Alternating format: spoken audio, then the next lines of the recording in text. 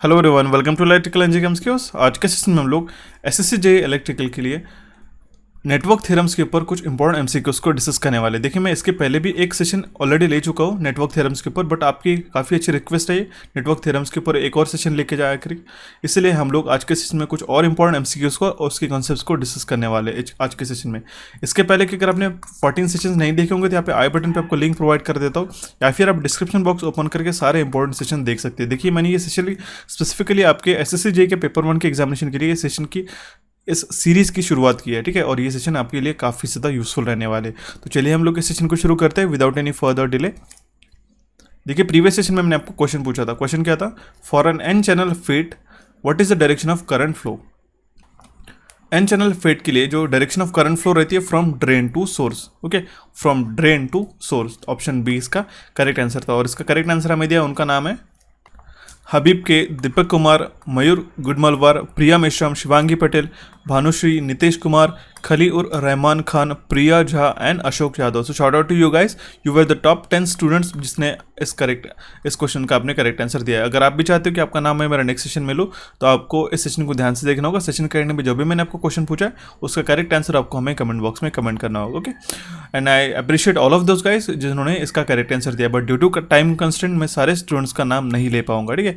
ये हमने basic electronics का जो 40 नंबर का सेशन है उसमें हमने ये क्वेश्चन पूछा गया था। ये भी सेशंस आपको जाके देखने होंगे, काफ़ी यूजफुल है। और जिन स्टूडेंट्स ने हमारा महा मॉक टेस्ट आपने नहीं देखा होगा उसको जाके देखिएगा। 4 आवर्स के सेशन है, लेकिन आपको इससे कंप्लीट एक आइडिया आ जाएंगी कि आपको किस तरीके से पेपर आ सकता है इस साल के लिए, ओके। ये सेशन जाके देखिएगा। और प्रीवियसली जो 2018 के सेशंस मैंने अभी कुछ दिनों पहले अपलोड कर दिए, और प्लस 2019 के 2 पेपर्स हमने कवर अप कराए थे। दैट मीन्स जो प्रीवियस ईयर के 300 क्वेश्चंस आपके ऐसे कवर होते हैं, ठीक है। ये 50-50 मिलाते हुए 100 प्लस 2019 के हमने 2 मॉर्निंग शिफ्ट के और आफ्टरनून शिफ्ट के पेपर ऐसे सेशन मिलाते हुए सारे सेशंस आपको ऑलरेडी चैनल पे मिल जाएंगे, उसको जाके देखिएगा, काफ़ी यूजफुल रहने वाले। तो चलिए हम लोग इस सेशन को शुरू करते हैं without any further delay with your very first question.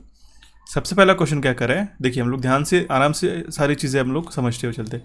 What will be the value of current I5 in amperes for the given network. यहाँ पे एक सिंपल सा नेटवर्क गिवन है और यहाँ पे I5 का वैल्यू कितना होगा इस करंट का, ये हमें क्वेश्चन में पूछा गया है, ओके। तो हम लोग इस डायग्राम को ध्यान से देखते हैं। अगर आपको KCL का लॉ पता होगा, that means summation of all the current entering a node is equal to summation of currents leaving that node, okay. जैसे भी हम लोग इसको ध्यान से देखते हुए चलेगा, आपको कोई कैलकुलेशन करने की जरूरत नहीं, आप विजुअली इसको देखते चल सकते हो, ठीक है। आपको सबसे पहले तो डायरेक्शन ऑफ एरोज देखनी पड़ेगी, डायरेक्शन ऑफ करंट फ्लो देखना पड़ेगा। यहाँ पे मैं येलो कलर से हाईलाइट करके रखा हूँ, ठीक है।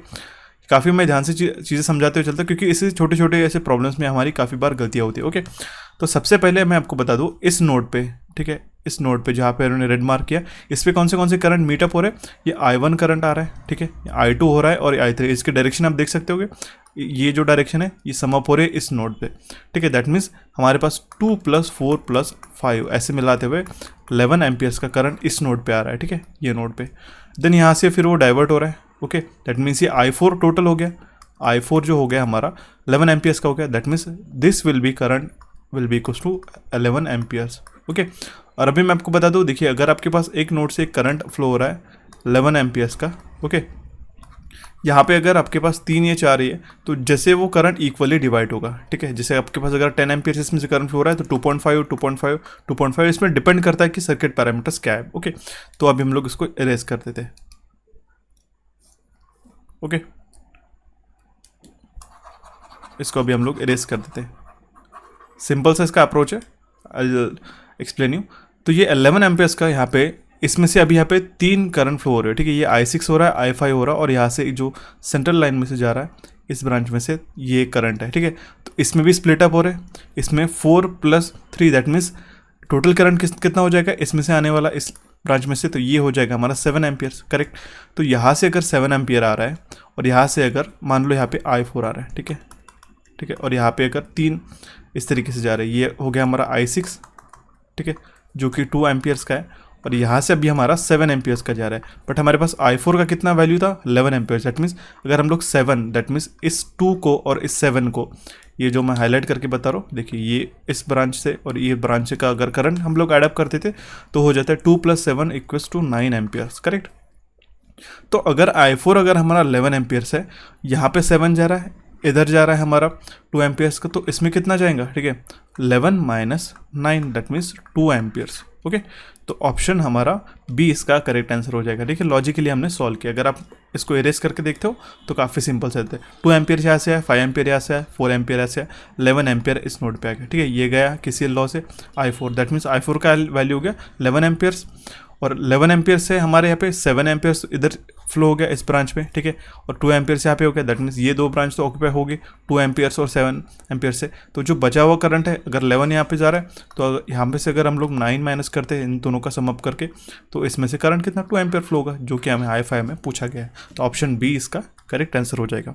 सो देखते हैं हमारा next question, which is question number 2।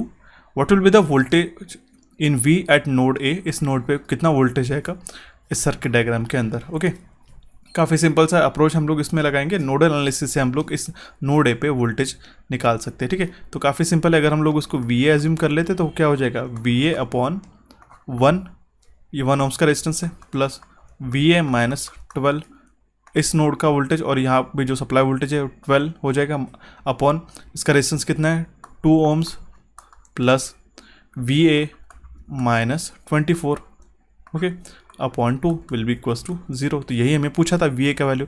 इस इक्वेशन को अगर आप सॉल्व करते तो आपको मिलेगा V A is equals to 9 volt. Okay, option C इसका करेक्ट आंसर होगा। ये इक्वेशन को सॉल्व करके देखिएगा, काफ़ी इंपॉर्टेंट है। ठीक है, सो इसका 9 वोल्ट इस यहाँ पे वी ए पे आ जाएगा, इस नोड पे 9 वोल्ट हमें सप्लाई वोल्टेज मिलेगा। ओके, नोडल एनालिसिस से हमने इसको सॉल्व किया। So the next question is question number 3। What will be the current in amperes through the 4 ohms resistors? हमें क्वेश्चन में पूछा गया है कि करंट कितना होगा इस 4 ओम्स रेजिस्टेंस में से। ये अगर हम लोग एज्यूम कर लेते, अगर हम लोग एक सोर्स लेते हैं जिसका 4 वोल्ट का सोर्स है और उसका इंटरनल रेजिस्टेंस है हमारा 2 ओम्स का। ओके, 4 वोल्ट प्लस 2 ओम्स का, अगर और ये हम लोग एक्स और वाई में कनेक्ट कर देते तो ठीक है, तो उस केस में हमारा सर्किट डायग्राम कुछ इस तरीके से हो जाएगा। आई रीड्रॉ इट। ओके, ये हमारा एज इट इज रेजिस्टेंस है, ये 2 एम्पियर्स का करंट सोर्स है, 2 ओम्स का यहाँ पे। Wait a second, I erase this. 2 ohms का ये रेजिस्टेंस है, प्लस ये 2 ओम्स का रेजिस्टेंस है यहाँ पे कनेक्टेड, और ये 4 ओम्स का रेजिस्टेंस यहाँ पे कनेक्टेड है, और यहाँ पे एक्स एंड वाई नोड पे, ठीक है, यहाँ पे हमने इस टर्मिनल पे हमने एक सोर्स कनेक्ट कर दिया, और यहाँ पे ये हो गया हमारा 4 वोल्ट का प्लस माइनस 4 वोल्ट, और इसका इंटरनल रेजिस्टेंस है इस वोल्टेज का सोर्स का 2 ओम्स का। ठीक है, तो इस केस में हमारे पास वोल्टेज, यहाँ पे हमें करंट फाइंड आउट करना है एम्पियर्स में इस पॉइंट से। ठीक है, तो अगर हम लोग इसको नोडल एनालिसिस अप्लाई करते हैं और यहाँ पे अगर हम लोग वी एज्यूम कर लेते और इसको अगर हम लोग ग्राउंड कर लेते नीचे इसको, ठीक है, तो उस केस में अगर हम लोग नोडल एनालिसिस से कैसे सॉल्व करेंगे, we A upon 4 this V A and upon this resistance, plus V A minus 4 upon 4, V A minus 4 इस सोर्स के जैसे हमने पहले सॉल्व किया, अपॉन 4। ओके, इससे पहले भी आपको एक स्टेप ध्यान में रखनी होगी। ठीक है, मैं डायरेक्टली आपको ये जो यहाँ पे हमने सोर्स कन्वर्ट किया, इससे पहले अगर हम लोग सोर्स ट्रांसफॉर्मेशन से इस 2 एम्पियर के सोर्स को अगर हम लोग कन्वर्ट कर ले तो उसमें और काफ़ी आसानी होगी। देखिए, मैं एक बार फिर से आपको समझा देता हूँ। कुछ इस तरीके से हमारा सोर्स ट्रांसफॉर्मेशन हम लोग कर लेंगे। तो 2 एम्पियर्स का सोर्स है और यहाँ पे रेजिस्टेंस पैरेलल में कनेक्टेड है, तो उस केस में हमारे पास ये 2 ओम्स का जो रेजिस्टेंस है वो सीरीज़ में आ जाएगा, और यहाँ पे सोर्स हमारा आ जाएगा 4 वोल्ट का। ओके, ये 4 वोल्ट का प्लस माइनस यहाँ पे आ गया, और ये जो 2 ओम्स का रेजिस्टेंस यहाँ पे सीरीज़ में कनेक्ट हो गया, प्लस यहाँ पे 2 ओम्स का एज इट इज रहेगा 2 ओम्स का। ओके, और ये हो गया हमारा 4 ओम्स का रेजिस्टेंस जिसमें से हमें करंट फाइंड आउट करना है, और यहाँ पे जो है हमने सोर्स कनेक्ट कर दिया प्लस माइनस 4 वोल्ट का। होगा, प्लस ये हो गया हमारा रेजिस्टेंस जो कि है 2 ओम्स, इसका इंटरनल रेजिस्टेंस है, और ये इस नोड पे हो गया हमारा वोल्टेज वी ए। तो फिर अभी हम लोग नोडल एनालिसिस लगाते हैं। ठीक है, ये स्टेप अगर आपकी मिस हो जाती तो आपको समझ में नहीं आता था, इसलिए मैंने फिर से ड्रॉ करके बताया। V A upon 4 plus V A minus 4 upon 4, ठीक है, V A minus this 4 volt upon 4, इन दोनों का सम अप हो जाएगा रेजिस्टेंस का, plus V A minus 4 V A minus this voltage upon 2 will be equals to 0। तो V A का वैल्यू हमारा आ जाएगा 3 वोल्ट्स। ओके, इस नोड पे अगर वोल्टेज है हमारा 3 वोल्ट्स का, करेक्ट, तो हमारा इस ब्रांच से करंट कौन सा कितना फ्लो होगा? ठीक है, अगर वोल्टेज आ गया हमारे पास 3 वोल्ट्स का, तो करंट हो जाएगा हमारा 3/4, that means 0.75 volts. Okay, 0.75 amperes. Okay, current हो गया 0.75 एम्पियर्स। ऑप्शन बी हमारा इस केस में करेक्ट आंसर आ जाएगा। सो देखते हैं हमारा next question, which is question number 4। ये स्टेटमेंट काफ़ी ईजी है। The algebraic sum of electric current meeting at a common point is, 0, infinite, negative या फिर 1। The algebraic sum of electric current meeting at a common point is 0। Option A इसका correct answer है और यही हमारा statement है Kirchhoff's current law का। और केवीएल हमें क्या बताते हैं, the algebraic sum of all the voltage around a close path is always 0। ये दोनों भी स्टेटमेंट आपको ध्यान में रखनी होगी। सो देखते हैं हमारा next question which is question number 5। What is the value of current I4 in amperes for the given junction. ठीक है, I4 का वैल्यू कितना होगा इस करंट इस जंक्शन में। ठीक है, ये अगर हो गया हमारा जंक्शन। ओके, तो इस केस में हमारे पास I6 है, सेम आपको लॉ यहाँ पे अप्लाई करना होगा। ठीक है, जैसे अगर हम लोग KCL अप्लाई कर देते तो इस केस में I1 कौन सा करंट है, I1 और I3 आउटगोइंग करंट है, प्लस ये I5 भी हमारा आउटगोइंग करंट है। ठीक है, और इनकमिंग करंट कौन से है, ये है I6 और I2 एंड I4। तो that means summation of by अगर हम लोग KCL लॉ अप्लाई करते हैं तो एक जंक्शन पे जितने करंट्स एंटर हो रहे हैं वही हमारे आउटगोइंग रहेंगे। ठीक है, उसी जंक्शन को उतने लीव करेंगे। That means summation of currents entering to the junction is equal to summation of current leaving that junction या फिर नोड। ओके, ये हमारा KCL लॉ का स्टेटमेंट है। तो इस केस में हमारे पास क्या हो जाएगा, I1 plus I3 plus I5 is equal to ये जो करंट इस पॉइंट पे लीव हो रहा है और यहाँ पे जो एंटर हो रहा है दैट मीन्स ये current I4 and I2 will be equal to I2 plus I4 plus I6। तो सारी वैल्यूज आप सब्स्टिट्यूट करें तो I4 का अगर आपको वैल्यू फाइंड आउट करेंगे तो क्या करेंगे, +4 + 3 + 8 - 2 - 7 जो कि आ जाएगा हमारा 6 amperes. Okay, I4 will be equal to 6 amperes. Option A इसका करेक्ट आंसर हो गया। आप डायरेक्टली विजुअली भी इसको सॉल्व करके देख सकते हो। ठीक है, यहाँ पे करंट कितना आ रहा है 7 और यहाँ पे 2 ऐड हो रहा है, 7 + 2 9 और यहाँ पे 9 + I4 will be equal to कितने लीव हो रहे हैं, 8 + 3 11 + 4 15। ठीक है, दैट मीन्स 15। तो I4 will be 15 - 9 that means 6 amperes will be correct answer. So देखते हैं हमारा next question which is question number 6।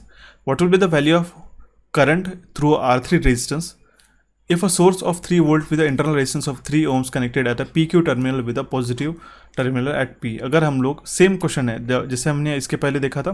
ठीक है, सेम क्वेश्चन आपके लिए मैंने इंक्लूड किया है। अगर हमारा R3 रेजिस्टेंस में से करंट हमें फाइंड आउट करना होगा। ओके, तो आप इजीली इसको सॉल्व करके देख सकते हो। अगर हम लोग सोर्स यहाँ पे कनेक्ट कर दिया इस तरीके से, ठीक है, 3 वोल्ट का, यहाँ पे प्लस और माइनस होगा और यहाँ पे हमने इसका इंटरनल रेजिस्टेंस है 3 ohms का। ठीक है, उस केस में हमें करंट फाइंड आउट करना है इस I3 में से। तो इस जो हमारे पास यहाँ पे 6 एम्पियर्स का सोर्स है, करंट सोर्स है, इसको हम लोग कन्वर्ट करेंगे सो दैट हम लोग इजीली नोडल एनालिसिस को सॉल्व कर पाएंगे। ठीक है, तो सर्किट कुछ इस तरीके से बनेगा हमारे पास। इस 6 एम्पियर्स को अगर हम लोग कन्वर्ट कर देते हैं तो 6 3 ज़ा 18 हो जाएगा यहाँ पे सोर्स, ±18 वोल्ट। ठीक है, और यहाँ पे रेजिस्टेंस आ गया 3। ठीक है, इसका दूसरा रेजिस्टेंस हो गया 3 ohms का। ओके, और ये हो गया हमारा 3 ohms का। इसमें से करंट ये जो R3 का वैल्यू है एंड अब में हमने यहाँ पे सोर्स कनेक्ट कर दिया ±3 वोल्ट का। ओके, और यहाँ पे रेजिस्टेंस भी है। ठीक है, let's assume I change the colour. इस नोड पे जो सप्लाई वोल्टेज है ये V है और we have grounded by nodal analysis. ठीक है, नोडल एनालिसिस से हम लोग क्या करेंगे, V - 18/6 इन दोनों का एडिशन हो जाएगा। ठीक है, plus V/3 plus V/3 plus V - 3 VA - 3 upon इसका रेजिस्टेंस कितना है हमारे पास 3 ohms का यहाँ पे। ठीक है, तो ये हो गया हमारा 3 ohms का resistance will be equals to 0। तो इसको अगर हम लोग सॉल्व कर लेते तो you will get V is equals to 24/5। इसको आप सॉल्व करके मैं स्टेप स्किप इसलिए कर रहा हूँ क्योंकि सेशन का टाइम उतना ही शॉर्टर हो जाएगा। आप इसको सॉल्व कर सकते हो, काफ़ी आसान सा है, मैथमेटिकल इक्वेशन है। ठीक है, तो V will be equals to 4.8 volt. V का वैल्यू आ गया, दैट मीन्स VA का वैल्यू हमारे पास आ गया। तो हम लोग I वैल्यू डायरेक्टली निकाल पाएंगे इस 3 ohms रेजिस्टेंस से। ठीक है, तो 4.8 अगर अपॉन हम लोग 3 कर लेते तो you will get 1.6 amperes as the correct answer which is in the option C will be the correct answer. Okay, that means 6 amperes का करंट इस R3 ब्रांच में से कनेक्ट होगा अगर हम लोग एक सोर्स कनेक्ट करते हैं इस P और Q टर्मिनल पे, जिसपे 3 वोल्ट का बैटरी और उसका इंटरनल रेजिस्टेंस है हमारा 3 ohms का। ओके, तो ऑप्शन C इसका करेक्ट आंसर हो जाएगा। सो देखते हैं हमारा next question which is question number 7। What will be the value of current in amperes through the 4 ohms resistance for a given circuit diagram. इस case में हमारे पास हमें करंट का वैल्यू फाइंड आउट करना होगा 4 ohms रेजिस्टेंस में से। ठीक है, इस सर्किट डायग्राम में से। तो इसको भी अगर हम लोग सोर्स ट्रांसफॉर्मेशन अप्लाई करते तो इस सर्किट को रिड्यूस कर सकते हैं अभी हम लोग। तो हमें सोर्स ट्रांसफॉर्मेशन कहाँ पे अप्लाई करना पड़ेगा, यहाँ पे जो 20 वोल्ट का सोर्स कनेक्टेड है और यहाँ पे 3 ओम्स का यहाँ पे रेजिस्टेंस कनेक्टेड है, तो ये पैरेलल में कनेक्ट हो जाएगा। और यहाँ पे जो 20 वोल्ट का सोर्स है इसको हम लोग करंट सोर्स में कन्वर्ट करेंगे, ओके। और यहाँ पे जो करंट सोर्स है इसको हम लोग वोल्टेज सोर्स में कन्वर्ट करेंगे, प्लस यहाँ पे जो 6 ओम्स का रेजिस्टेंस है यहाँ पे सीरीज में आ जाएगा, ठीक है, according to the source transformation. तो कुछ सर्किट हमारा इस तरीके से होगा, 20 वोल्ट का सोर्स है यहाँ पे और हमारे पास 3 ओम्स का यहाँ पे रेजिस्टेंस है, तो हमारा वोल्टेज करंट कितना आ जाएगा, हमारे पास करंट सोर्स आ जाएगा हमारा 20/3 एम्पियर्स का, ओके। और यहाँ पे 3 ओम्स का जो रेजिस्टेंस सीरीज में कनेक्टेड है ये हो गया हमारा पैरेलल में कनेक्टेड, ओके, 3 ओम्स का, करेक्ट। और देन यहाँ पे 6 ओम्स का रेजिस्टेंस एज इट इज हमारे पास कनेक्टेड रहेगा ये, ओके, प्लस 4 ओम्स का रेजिस्टेंस यहाँ पे एज इट इज कनेक्टेड है, ये 4 ओम्स का रेजिस्टेंस यहाँ पे, ओके। और ये 6 ओम्स का रेजिस्टेंस इसके सीरीज में कनेक्ट हो जाएगा, ठीक है, 6 ओम्स का, प्लस यहाँ पे जो 20 एम्पियर्स का सोर्स है ये हमारा कन्वर्ट होके 120 वोल्ट का सोर्स बन जाएगा इस केस में, ठीक है। तो ये एक सर्किट कन्वर्ट हो गया हमारा। तो अभी हमें डायरेक्टली 4 ओम्स में से करंट फाइंड आउट करना था, ओके। अभी हमें अगर यहाँ पे KVL अप्लाई करना होगा तो इस केस में तो यहाँ पे करंट सोर्स है तो इसको अभी हम लोग फिर से एक बार ट्रांसफर करते हैं, ओके, इस 20 एम्पियर्स के सोर्स को और यहाँ पे 3 ओम्स के रेजिस्टेंस को। तो यहाँ पे कुछ नया सर्किट कुछ इस तरीके से आ जाएगा, आई विल रीड्रॉ इट, ठीक है। तो यहाँ पे एक प्लस माइनस, इसको अगर हम लोग कन्वर्ट करना है, यहाँ पे 3 ओम्स का रेजिस्टेंस इसके सीरीज में कनेक्ट हो जाएगा और 20/3 एम्पियर्स का हमारा सोर्स कन्वर्ट हो जाएगा, जो कि हो जाएगा हमारा 40/3 वोल्ट्स का, ओके। इसको आप सॉल्व करके देख सकते हो, V = IR इस फॉर्मूला से, ठीक है, काफ़ी सिंपल है। दैट मीन्स हमारे जो 3 ओम्स और यहाँ पे 6 ओम्स का एक रेजिस्टेंस है, ये जो पैरेलल में कनेक्टेड है, तो उसका अगर हम लोग इक्विवेलेंट रेजिस्टेंस भी निकाल लेते तो ये हमारा डायरेक्टली यहाँ पे ये एलिमिनेट हो सकता है, okay. I change the colour. अगर हमारा 3 ओम्स और 6 ओम्स का अगर हम लोग इसको एलिमिनेट करते तो हम लोग यहाँ पे एक ही रेजिस्टेंस कनेक्ट कर सकते हैं, जो कि हमारा 2 ओम्स का हो जाएगा, ठीक है। तो यहाँ पे 2 ओम्स का रेजिस्टेंस यहाँ पे सीरीज में कनेक्ट हो जाएगा इस करंट सोर्स के, ठीक है। तो 20 × 2/3 विल बी 40/3, ओके। इससे आपको कन्फ्यूजन क्लियर हो जाएगा। और यहाँ पे जो 2 ओम्स का रेजिस्टेंस है ये अभी हमने ड्रॉ किया, ये इसके सीरीज में कनेक्ट हो जाएगा। 4 ओम्स का रेजिस्टेंस एज इट इज है क्योंकि इसमें से हमें करंट फाइंड आउट करना है, ओके। और यहाँ पे जो 6 ओम्स का रेजिस्टेंस है ये हमारा सीरीज में कनेक्टेड है, और प्लस यहाँ पे सोर्स कितना हो गया हमारा 120 वोल्ट्स का, ओके। तो इसमें हम लोग इजीली KVL अप्लाई कर सकते हैं, ओके। तो ये मैं अभी एरेज कर देता हूँ ऐसे यहाँ पे।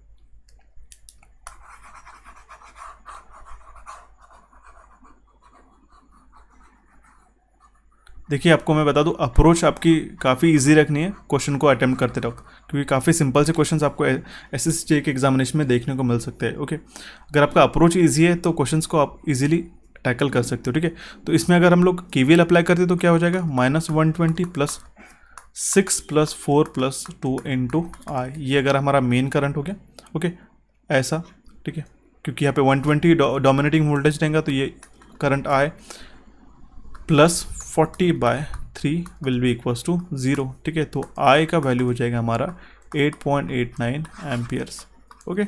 सो ऑप्शन बी इस केस में हमारा करेक्ट आंसर आ जाएगा, ठीक है। Option B will be correct answer in this case. काफ़ी सिंपल सा था क्वेश्चन था, लेकिन ध्यान से आपको क्वेश्चन इस तरीके से अप्रोच करना होगा। सो देखते हैं हमारा next question, which is question number 8।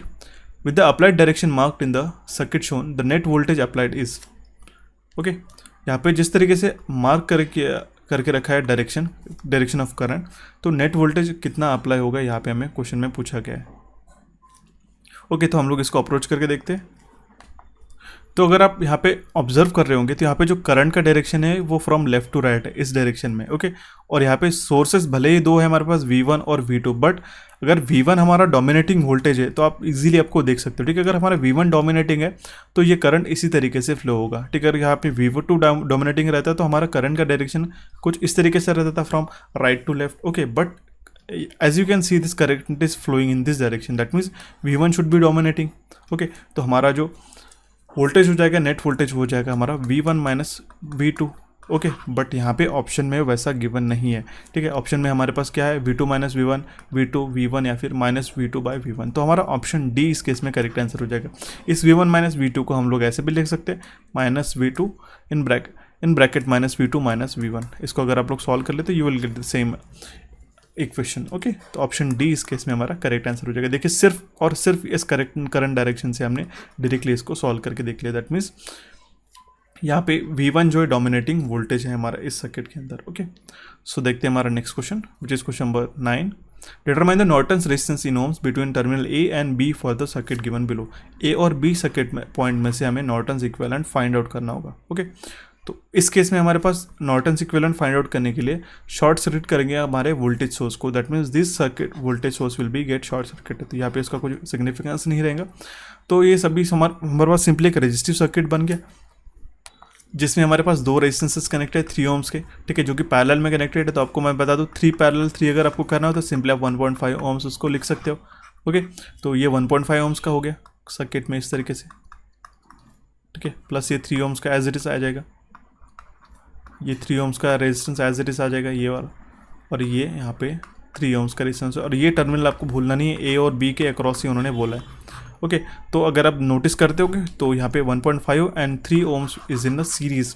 Okay, तो इसका सम अप कितना हो जाएगा टोटल, अगर मैं इसको इरेज करता हूँ, ठीक है, 1.5 प्लस 3 को, तो आप हम लोग इधर ही ड्रॉ कर सकते हो डायरेक्टली। आप यहाँ पे 4.5 ओम्स लिख सकते हो, ठीक है।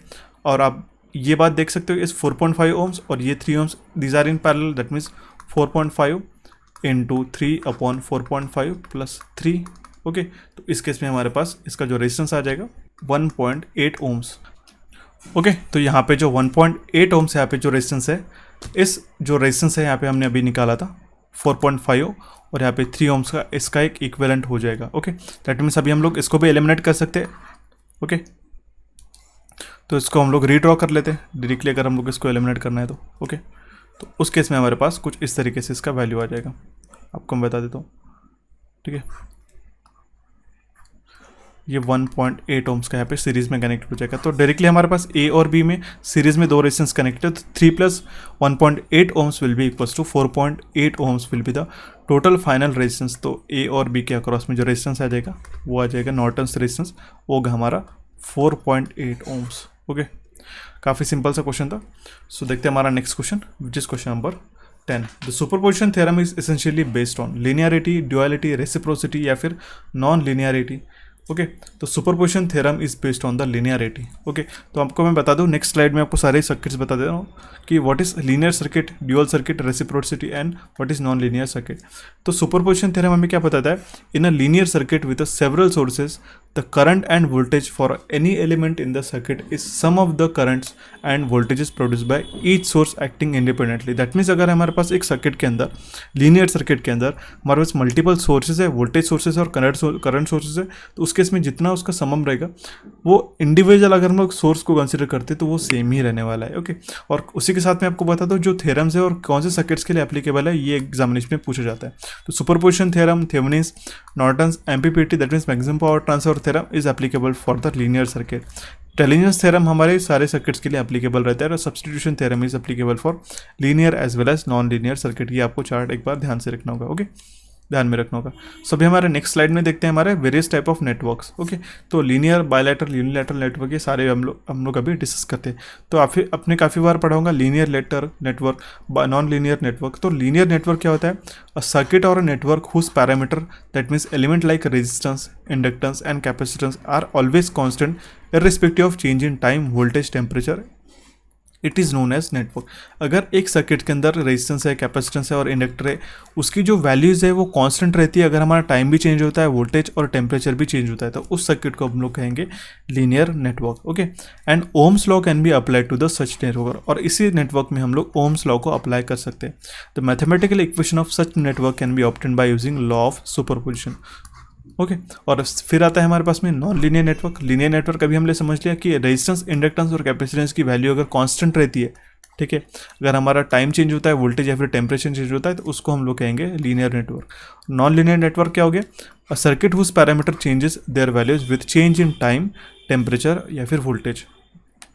इसका मतलब है कि अगर हमारे पास सर्किट के अंदर जो पैरामीटर्स है जैसे रेजिस्टेंस, इंडक्टेंस और कैपेसिटेंस, उसकी वैल्यूज टाइम, टेम्परेचर और वोल्टेज के कारण चेंज हो रही होगी, तो उसको हम लोग कहेंगे नॉन लीनियर नेटवर्क। और उस केस में हम लोग ओम्स लॉ अप्लाई नहीं कर सकते। It may not be applied. Okay, it may not be applied to the network. Okay, हम लोग डेफिनेट नहीं कर सकते, but it can not be applied to the non linear network. Okay, तो फिर आता है हमारे पास next network which is called as a bilateral network. तो आपने काफ़ी बार सुना होगा बायलैटरल नेटवर्क, तो काफ़ी बार हमें कन्फ्यूजन भी होता है। तो बायलैटरल नेटवर्क इस क्या है, ये हमें अभी हम लोग देखते हैं। circuit whose characteristics behavior is same irrespective of the direction of current through the various element, it is called as a bilateral network. Bilateral network that means अगर हमारे पास करंट का डायरेक्शन अगर चेंज होता है तो हमें सर्किट्स के ऊपर कुछ फ़र्क नहीं होता, तो उसी को हम लोग कहेंगे बायलैटरल नेटवर्क। ओके, ये सेम स्टेटमेंट आपको एग्जामिनेशन में एमसीक्यू के फॉर्म में पूछे जाते हैं, इसलिए आपको इसको ध्यान से पढ़ना होगा। और जिस नेटवर्क में हमारे पास सिर्फ रेजिस्टेंसेस रहते हैं, ये हमारा बायलैटरल नेटवर्क करके भी हम लोग उसको कह सकते हैं। दैट मीन्स हमारा किसी कौन से भी डायरेक्शन में करंट फ्लो हो, तो हमारा जो सर्किट का कैरेक्टरिस्टिक्स है उसका बिहेव, जैसा हमारे पास अगर current from left to right जा रहा है, फिर राइट टू लेफ्ट जा रहा होगा, फ्लो का हो रहा होगा, तो ये कोई भी डायरेक्शन में फ्लो हो रहा होगा, तो उसका सर्किट का जो एक्चुअल वर्किंग है, उसका बिहेवियर है, वो चेंज नहीं होता, वो उस नेटवर्क को हम लगेंगे बायलैटरल नेटवर्क। उसके बाद में आता है unilateral network. A circuit whose operation behavior is dependent on the direction of current through the various element is called as unilateral network. Just इसके अपोजिट। ओके, अगर हमारा यूनिलैटरल नेटवर्क में जो सर्किट्स के अंदर कुछ कंपोनेंट्स रहते हैं, उसका अगर डायरेक्शन चेंज होता है, दैट मीन्स अगर उसमें से करंट फ्लो होने का डायरेक्शन अगर चेंज होता है तो उसका बिहेवियर भी चेंज हो जाता है, तो उस नेटवर्क को हम लोग कहेंगे यूनिलैटरल नेटवर्क। ध्यान में रखिएगा। और सर्किट में जैसे डायोड के, देखिए आपको मैं बता दूँ का कॉमन सा एग्जांपल, डायोड का अगर फॉरवर्ड बायस है तो इसमें इसका इस डायरेक्शन में करंट फ्लो हो रहा होगा, अगर इस डायरेक्शन में करंट फ्लो हो रहा है तो ये रिवर्स हो जाएगा, रिवर्स बायस हो जाएगा। तो दैट मीन्स ये यूनिलैटरल नेटवर्क का एक एग्जांपल हो गया। ठीक है, that means network consisting of diodes which allows flow of current through only one direction is a good example of unilateral network.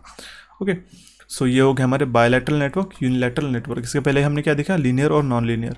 Okay, अभी हमारे पास नेक्स्ट क्या है, active network, passive network and lump network. Active network क्या है हमारा, a circuit which contains source of energy is called as energy source, and that means एक active network में हमारे पास क्या है, जिसमें अंदर एनर्जी रहता है, एनर्जी सोर्स है, जैसे कि हमारा वोल्टेज सोर्स हो गया, करंट सोर्स हो गया, उसको हम लोग कहेंगे एक्टिव नेटवर्क। और जिसके अंदर कोई active energy source of energy नहीं रहता, उसको हम लोग कहेंगे पैसिव नेटवर्क। ओके, जैसे कि पैसिव नेटवर्क कैसा हो गया, ये आपके पास सिर्फ रेजिस्टेंस ही कनेक्टेड है, एक क्यूब के अंदर रेजिस्टेंस कनेक्ट कर दिया, ये तो पैसिव सोर्स हो गया क्योंकि इसमें सप्लाई नहीं है। ठीक है, इसी में अगर आप यहाँ पे वोल्टेज सोर्स या फिर करंट सोर्स अप्लाई कर देते हो तो ये हो जाएगा हमारा एक्टिव नेटवर्क। ओके, आई होप आपको ये दोनों भी डिफरेंस समझ में आया होगा। ओके, देन आता है हमारे पास lump network, network in which all the network elements are physically separable is known as a lump network.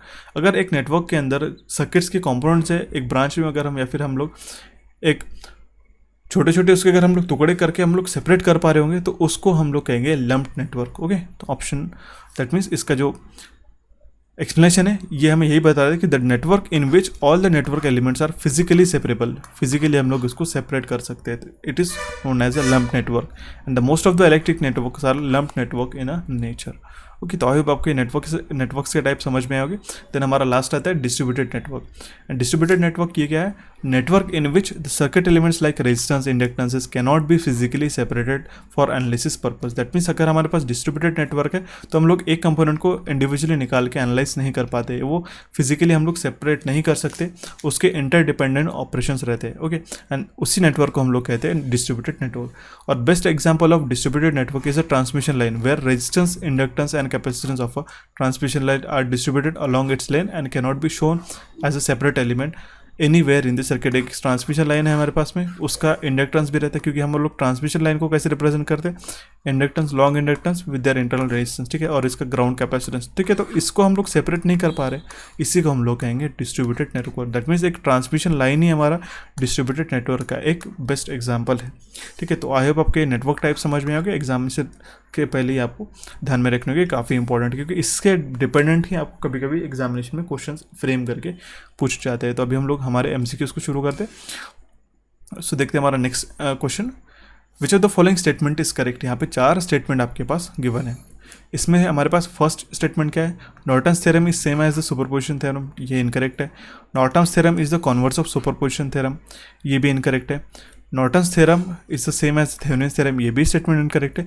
Norton's theorem is the converse of Thevenin's theorem, ये हमारा कनेक्ट हो जाएगा। ओके, क्योंकि थेवेनिन्स थ्योरम हमें क्या बताता है, any 2 terminal bilateral linear DC circuit can be replace by equivalent circuit consisting of voltage source, जिसको हम लोग कहते हैं VTH, और उसका रेजिस्टेंस RTH इन सीरीज।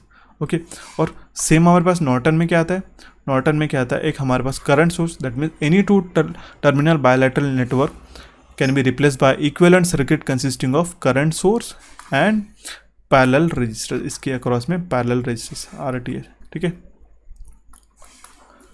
तो ये हो गया हमारा नॉर्टन्स थ्योरम, दैट मीन्स ये जो नॉर्टन्स थ्योरम है हमारा कन्वर्स है थेवेनिन्स थ्योरम का। ओके, ऑप्शन डी हमारा करेक्ट आंसर हो जाएगा इस केस में। सो देखते हैं हमारा next question which is question number 12। Determine the Thevenin's voltage and the Thevenin's resistance in ohms across the 6 ohms resistance for the given electrical circuit respectively। इस 6 ohms के रेजिस्टेंस के अक्रॉस में हमें थेवेनिन्स वोल्टेज फाइंड आउट करना होगा और Thevenin's resistance हमें find out करना होगा। ओके, तो हमें थेवेनिन्स रेजिस्टेंस को फाइंड आउट करने के लिए सबसे पहले तो हम लोग शॉर्ट सर्किट करेंगे वोल्टेज सोर्स को। ओके, इस वोल्टेज सोर्स को फाइंड आउट करेंगे थेवेनिन्स रेजिस्टेंस को फाइंड आउट करने के लिए। ठीक है, तो वही हम लोग इसको शॉर्ट सर्किट करते हैं, तो उस केस में हमारे पास, और यहाँ पे जो RTH है इसको फाइंड आउट करेंगे, इसको ओपन सर्किट करेंगे यहाँ पे। तो सर्किट को हम लोग रीड्रॉ कर लेते हैं, यहाँ पे मैं आपको रीड्रॉ करके बताता हूँ। ठीक है, 8 ओम्स यहाँ पे आ जाएगा, ये एज इट इज़ 4 ओम्स का रेजिस्टेंस है। ठीक है, ये शॉर्ट सर्किट हो गया, ये 2 ओम्स का रेजिस्टेंस यहाँ पे एज इट इज़ आ जाएगा। ओके,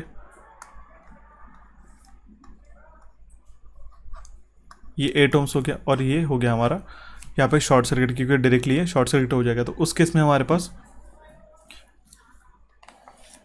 यहाँ पे सिर्फ 3 ही रेजिस्टेंस एक्ट करेंगे इस सर्किट के अंदर। ओके, ये 8 ओम्स का, 4 ओम्स का और इस 2 ओम्स का, क्योंकि ये जो 8 ओम्स का रेजिस्टेंस है ये तो डायरेक्टली शॉर्टेड है। ठीक है, तो इस केस में 8 प्लस ये 4 ओम्स का रेजिस्टेंस, दैट मीन्स 12 ओम्स का रेजिस्टेंस यहाँ पे आ जाएगा,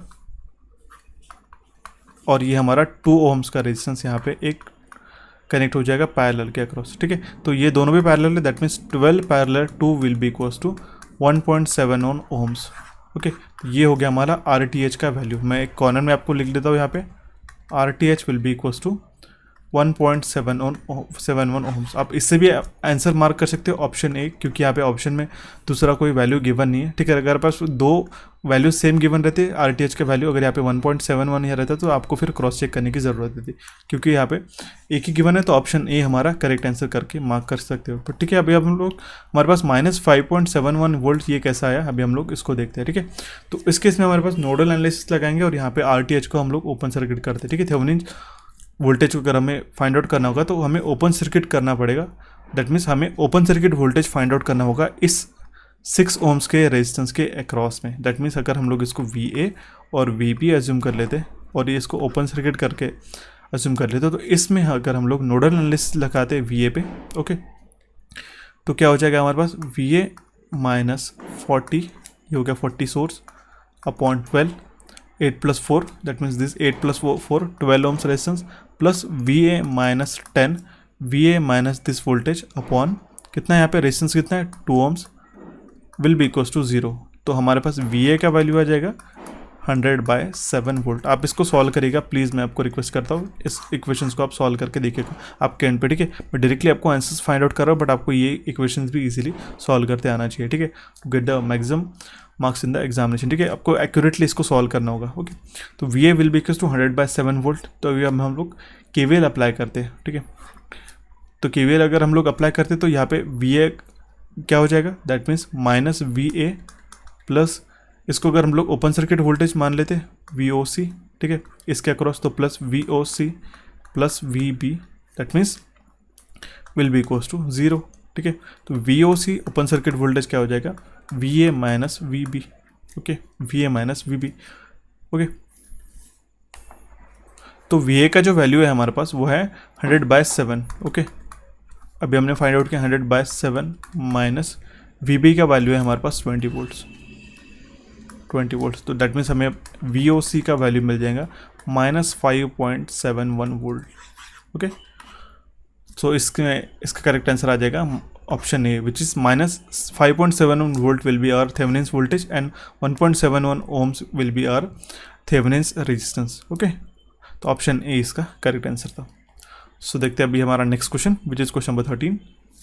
determine the maximum power in watt transferred from the source to the load of the given circuit below. Source to load maximum power transfer होने के लिए कितना हमें पावर ट्रांसफर होगा, ये हमें क्वेश्चन में पूछा गया। दैट मीन्स हमें मैक्सिमम पावर कितना ट्रांसफर होगा इस source side to load side में। ओके, तो हमारे पास इस डायग्राम में क्या है, एक रेजिस्टेंस कनेक्टेड है 20 ओम्स का, और यहाँ पे एक J30 ओम्स का यहाँ पे इंडक्टेंस कनेक्टेड है, या फिर एक इम्पीडेंस कनेक्टेड है। ठीक है, दैट मीन्स ये कंप्लीट एक इम्पिडेंस यहाँ पे कनेक्टेड है, एक रिएक्टेंस और यहाँ पे एक रेजिस्टेंस यहाँ पे कनेक्टेड है। दैट मीन्स जेड एस का वैल्यू कितना है, आर एस प्लस जे एक्स एस, जो कि हमारे पास 20 प्लस जे 30 ओम। और हम लोग कॉमनली मैक्सिमम पावर हमारा कब ट्रांसफर होता है, जब हमारा load resistance equal to source resistance हो जाता है, ठीक है। दैट मीन्स हमारे पास इस एसी सर्किट में हमारे पास मैक्सिमम पावर ट्रांसफर होने के लिए जो जेड एल होना चाहिए वो हो जाएगा complex conjugate of Z S, ठीक है, कॉन्जुगेट ऑफ जेड एस। तो यहाँ पे 20 प्लस जे 30 है, तो हो जाएगा हमारा 20 माइनस जे 30 ओम्स, ओके। तो उस केस में हमारा जेड टी एच कितना हो जाएगा, वो हो जाएगा जेड एल के बराबर, which will be equals to 20 minus j 30 ohms, ठीक है। तो हमारा maximum power will be V T H square upon 4RTH, okay. V T H का वैल्यू है हमारे पास 60 square upon 4 into R T H का वैल्यू है हमारा 20, this is the R T H, okay. 4 into 20, तो हमारे पास आ जाएगा इसका value 45 watt, which is option C will be correct answer in this case, okay. So देखते हैं अभी हमारा next question, which is question number 14। Determine the value of current in amperes through the load resistance of the given circuit. हमारे पास value of current find out करनी होगी load resistance circuit में। तो ये जो आर एल का value है 10 ओम्स, इसके अक्रॉस में से इसके थ्रू हमारा कितना करंट फ्लो रहा है, दैट मीन्स आई का वैल्यू हमें फाइंड आउट करना होगा। इसको भी हम अगर हम लोग सोर्स ट्रांसफॉर्मेशन अप्लाई कर देते तो जो वोल्टेज सोर्स का है डायरेक्टली हम लोग उसको करंट सोर्स में, देखिए मैं there are different ways of solving this equation this circuit, but हम लोग यहाँ पे क्विकेस्ट वे हमें क्या पूछा गया, क्वेश्चन में पूछा गया कि हमारे पास डायरेक्टली करंट फाइंड आउट करना है, बट यहाँ पे हमारे पास वोल्टेज सोर्सेज कनेक्ट है। अगर हम लोग सोर्स ट्रांसफॉर्मेशन टेक्निक यहाँ पे अप्लाई करते हैं तो डायरेक्टली इस जो वोल्टेज सोर्स को मैंने अभी आपको बताया था, यहाँ पे जो वोल्टेज सोर्स है और इसके सीरीज में जो रेजिस्टेंस कनेक्ट है, इसको हम लोग करंट सोर्स में कन्वर्ट कर सकते हैं, ठीक है। तो हम लोग वही कर लेंगे। तो जहाँ पे 2 वोल्ट 4 वोल्ट और 8 वोल्ट्स के डायरेक्टली सोर्सेज को हम लोग करंट सोर्स में कन्वर्ट करेंगे तो करंट सोर्स की वैल्यूज़ रहेंगे, और हमारे पास जो KCL के थ्रू हमारे पास इसमें टोटल करंट कितना फ्लो हो रहा है हम लोग ईजिली फाइंड आउट कर पाएंगे, ओके। तो अभी हमारे पास इस सर्किट को हमें सबसे पहले तो कन्वर्ट करना होगा। तो इसको अगर हम लोग कन्वर्ट करते हैं तो जो 2 वोल्ट और 4 ओम्स का यहाँ पे कनेक्टेड है, 2/4 विल बी 0.5 एम्पियर्स का हमारे पास करंट सोर्स आ जाएगा, ठीक है। करंट सोर्स आ गया। तो ये 4 ओम्स का रेजिस्टेंस है, सीरीज में कनेक्टेड है, ये पैरेलल में कनेक्ट हो जाएगा, ठीक है। अभी हमारे पास सेम यहाँ पे 4 वोल्ट का और 2 वोल्ट का 2 ओम्स का यहाँ पे रेजिस्टेंस कनेक्ट है, ठीक है। 4/2 विल बी 2, दैट मीन्स हमारे पास 2 एम्पियर्स का यहाँ पे फिर से करंट सोर्स आ जाएगा। I will change the colour for this branch, ठीक है। ये हो जाएगा हमारा 2 एम्पियर्स का करंट सोर्स, और यहाँ पे आ गया हमारे पास 2 ओम्स का as it is resistance parallel में, ठीक है। आई चेंज द कलर इस ब्रांच के लिए, ठीक है। तो यहाँ पे 8/6 कितना हो जाएगा, 4/3, ठीक है। दैट मीन्स हमारे पास ये करंट सोर्स आ गया 4/3 एम्पियर्स का, और यहाँ पे रेजिस्टेंस कनेक्ट हो गया, ओके। ये हो गया हमारा 6 ओम्स का रेजिस्टेंस, ठीक है। एंड देन फाइनली हमारे पास जो RL का वैल्यू है एज इट इज़ है 10 ओम्स का, ओके। तो if you can add all of this current like 0.5 amperes 2 amperes and 4/3 amperes, you will gate equivalent current source like this, ठीक है, जो कि हो जाएगा 3.83 एम्पियर्स प्लस, और यहाँ पे जो रेजिस्टेंसेस कनेक्टेड है उसका इक्विवेलेंट रेजिस्टेंस निकालेंगे, that means 4 ohms 2 ohms and 6 ohms का इक्विवेलेंट रेजिस्टेंस यहाँ पे आ जाएगा। आप इसको सॉल्व करके देख सकते हैं, काफ़ी बार हमने सॉल्व कर लिया। 1.09 ओम्स, ओके। और यहाँ पे जो 10 ओम्स का रेजिस्टेंस है ये ऐसे कैसे रहेगा, क्योंकि यहाँ पे हमें इसमें से करंट फाइंड आउट करना होगा। तो हम यहाँ पे करंट डिवीजन रूल अप्लाई करके डायरेक्टली करंट फाइंड आउट कर सकते हैं, क्योंकि यहाँ पे हमारे पास टोटल करंट कितना जा रहा है, जो है 3.83 एम्पियर्स, और इसमें से करंट फाइंड आउट करना होगा। तो हमारे पास अगर ये I2 करंट फाइंड आउट करना होगा तो I2 will be equals to इस ब्रांच में से इस रेजिस्टेंस को लेना पड़ेगा 1.09, और मेन टोटल करंट कितना है हमारे पास 3.83 इंटू 1.09 अपॉन 1.09 प्लस 10, ठीक है। ये डायरेक्टली करंट डिवीजन रूल है। तो हमारे पास इसका वैल्यू आ जाएगा 0.38 एम्पियर। तो इसमें से जो करंट फ्लो हो रहा है तो वो हो जाएगा हमारे पास 0.38 एम्पियर, ओके। तो ऑप्शन बी इसका करेक्ट आंसर हो जाएगा। तो आई होप आपको सारे क्वेश्चन समझ में आ रहे होंगे। इसी तरीके से क्वेश्चन आपको प्रीलिम्स में देखने को मिल सकते हैं, दैट मीन्स पेपर 1 में देखने को मिल सकता है, ओके। सो देखते हैं भाई हमारा next question, which is question number 15। Question क्या कह रहा है हमारे पास, the open circuit voltage across the load for a linear circuit is equals to the 45 volt. एक ओपन सर्किट वोल्टेज है हमारे एक लीनियर सर्किट के अक्रॉस, वो है 45 वोल्ट्स का। तो हमें लोड वोल्टेज फाइंड आउट करना होगा जब हमारा मैक्सिमम पावर ट्रांसफ़र होगा सर्किट्स के अंदर, ठीक है। तो हमारे पास ओपन सर्किट वोल्टेज है जो कि हमारा 45 वोल्ट्स, ओके। और मैक्सिमम पावर ट्रांसफ़र कब होता है, जब हमारा load resistance equals to RTH होता है, ये कंडीशन है उसकी, ठीक है। तो उस केस में हमारे पास सर्किट कुछ इस तरीके से आ जाएगा VTH, ठीक है। और यहाँ पे RTH का वैल्यू है upon this resistance RTH, okay. That means ये सेम ही हो गया according to the maximum power transfer. तो इस केस में हमारे पास लोड वोल्टेज कितना हो जाएगा VL का अक्रॉस, ठीक है। वोल्टेज डिवीजन रूल से 45 into RTH upon RTH plus RTH, okay. तो it will be equals to 45/2 will be 22.5 volt, okay. That means option C will be correct answer in this case, ठीक है। जो हमारा maximum power transfer होगा तो तब हमारा जो ओपन सर्किट वोल्टेज होगा across the load it will be 22.5 volts, okay. Option C इसका करेक्ट आंसर है। सो देखते हैं हमारा next question which is question number 16। Find the Thevenin's equivalent resistance in ohms across the load terminals A and B। A and B के across में हमें Thevenin's का equivalent resistance find out करना है, ओके। तो हमें थेवेनिन्स का equivalent resistance find out करने के लिए हमारे पास वोल्टेज सोर्स को जो है हम लोग क्या करेंगे, शॉर्ट सर्किट करेंगे, और करंट सोर्स को जो है हम लोग ओपन सर्किट करेंगे, ठीक है। ये हमारा करंट सोर्स है तो इसको हम लोग ओपन सर्किट कर दिया, ठीक है। तो सर्किट को इस तरीके से आगे इसको अगर हमने शॉर्ट कर दिया तो आप यहीं पे देख सकते हो, ठीक है। ये तो ओपन हो गया, ठीक है। इसको आप अज्यूम ही नहीं कर सकते हो, ठीक है। तो ये 1 ohms और 1 ohms जो रेजिस्टेंस है ये सीरीज में कनेक्ट हो जाएगा, ठीक है। तो ये इसका दोनों का एडिशन हो जाएगा 2 ohms का, ठीक है। और ये 2 ohms अगर हमारे पास ये जो सीरीज में कनेक्ट होने के बाद में ये 2 ohms कुछ इस तरीके से आ जाएगा, ठीक है। मैं यहाँ पे शॉर्टकट से आपको सॉल्व करने का बता सकता हूँ। यहाँ पे 2 ohms का जो रेजिस्टेंस है और ये 2 ohms का रेजिस्टेंस ये पैरेलल में कनेक्ट हो जाएगा। दैट मीन्स हमारे पास 2 पैरेलल 2 विल बी 1 ohms, ठीक है। तो डायरेक्टली हम लोग यहाँ पे 1 ohms का रेजिस्टेंस लिख सकते हैं। दैट मीन्स इस नेटवर्क को हमने डायरेक्टली यहाँ पे 1 ohms के रेजिस्टेंस में कन्वर्ट कर लिया। और यहाँ पे ओपन सर्किट होने के कारण ये जो 4 ohms और 5 ohms का रेजिस्टेंस ये हमारा सीरीज में है तो डायरेक्टली इसकी सम अप हो जाएगी, 4 + 5 9 ohms, और यहाँ पे 3 + 2 विल बी 5 ohms, ठीक है, ठीक है। इस तरीके से तो 5 + 1 6 + 9 विल बी 15 ohms हमारा एक इक्विवेलेंट रेजिस्टेंस आ जाएगा इस सर्किट के अक्रॉस। ऑप्शन बी इसका करेक्ट आंसर है। देखिए काफ़ी आसान सा सवाल है, इसमें इसको हमने शॉर्ट सर्किट कर दिया और इसको हमने ओपन सर्किट कर दिया, ठीक है। ये 1 ohms और ये 1 ohms यहाँ पे सीरीज में कनेक्ट हो जाएगा। सीरीज में इनका वैल्यू हो जाएगा 2 का इस पैरेलल के साथ में 2 हो जाएगा 1 ohms, ठीक है।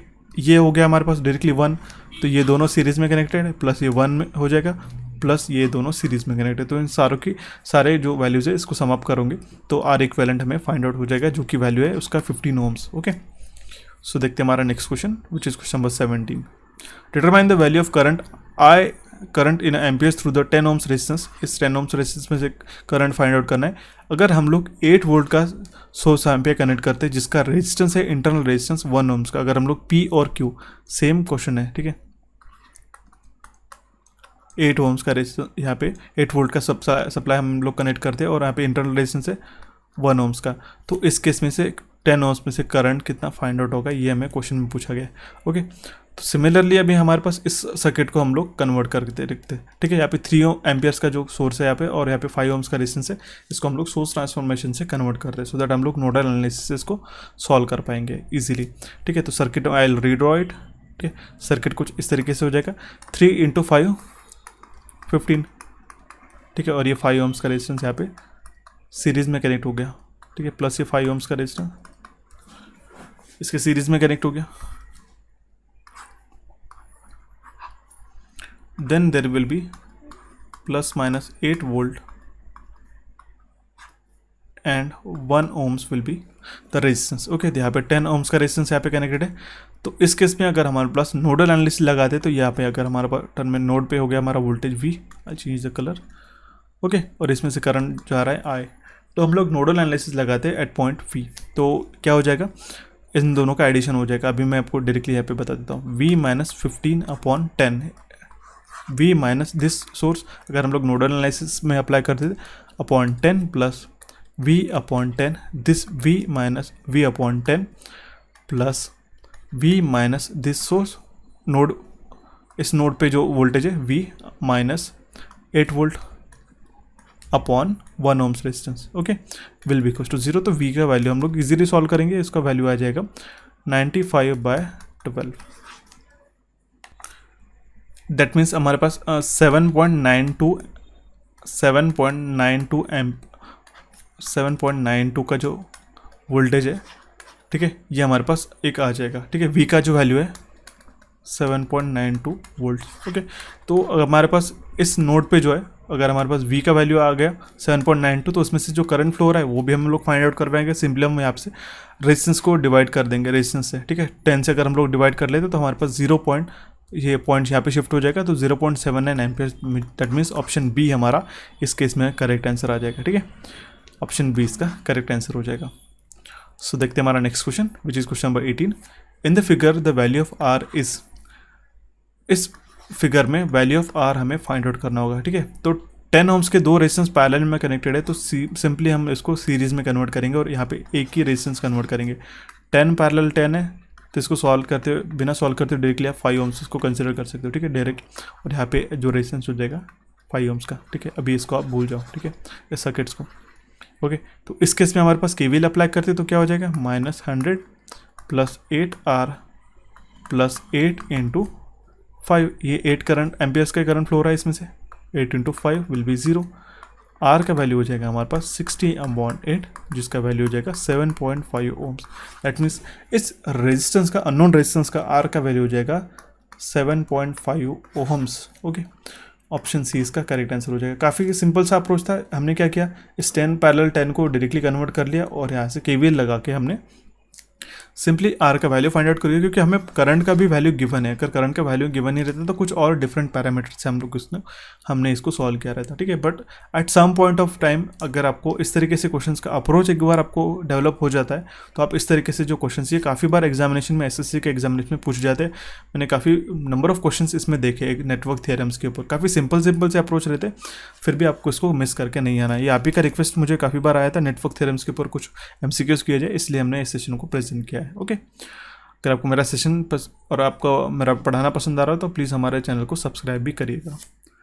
सो the next question is question number 19। According to the Millman's theorem, if there are n voltage source with n internal resistance respectively are in parallel, then these sources are replaced by Millman's theorems के according, अगर हमारे पास n number of voltage source है और n उसके internal resistance है, तो वो सारे पैरेलल में कनेक्ट है, तो हम लोग उसको कैसे कन्वर्ट करेंगे, उसको हम लोग उसको कैसे रिप्लेस करेंगे।